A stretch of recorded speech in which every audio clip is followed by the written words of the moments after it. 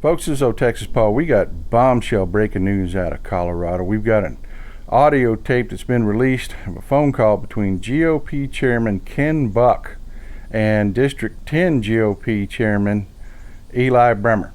In the audio, Ken Buck tells Bremer to add a candidate, David Stiver, GOP activist, to the ballot in District 10. Bremer says, I can't do that. It's against the law. I need to talk to my lawyer. Ken Buck tells him to do it anyways.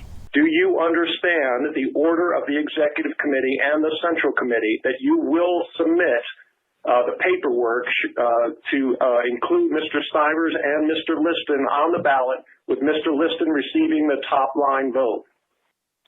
Yes, sir. I understand that the Central Committee has adopted a resolution that requires me to sign a false affidavit to the state. Yes. And will you do so?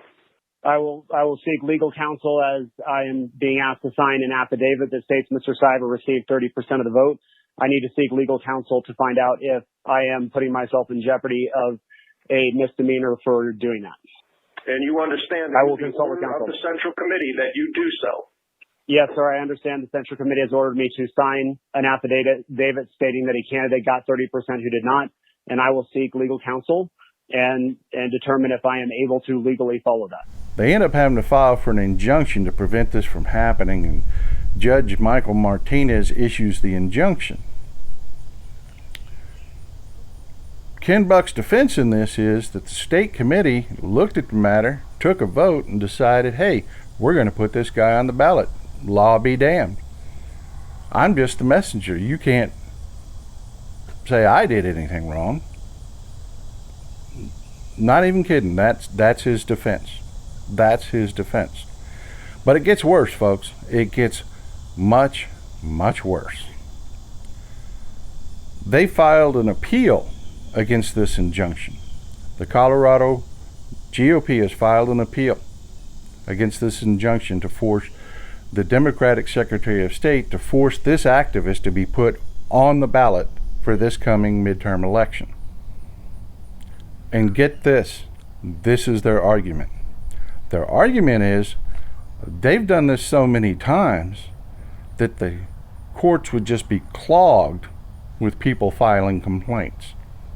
Therefore, don't stop us from criming this time because, well, you'll just be too busy looking at all the other times we were criming. And yeah, that's a bad thing. I'm not even kidding, folks. This is actually their filing. They have said they have done this so often that the courts will be overwhelmed if they actually allow people to file for injunctions like this, when the state party steps in, ignores the law, and just does whatever it wants to do. Hand of God, I'm not even kidding. That was what they filed as a rebuttal to this injunction, which tells me they've done this a lot. Which also makes me wonder what happened up in Garfield County, because no one could believe that anybody wanted somebody as disgusting and repugnant as Lauren Boebert to represent them. I mean, the first time around, well, yeah, nobody ran against her, and she was just, nobody knew what hot garbage she was. This time around, nobody expected the people of Colorado to say, yep, that's who represents me. But, they say that's what happened. Well, we don't know, folks. We don't know. The state GOP apparently just picks up the phone and says who they want on the ballot.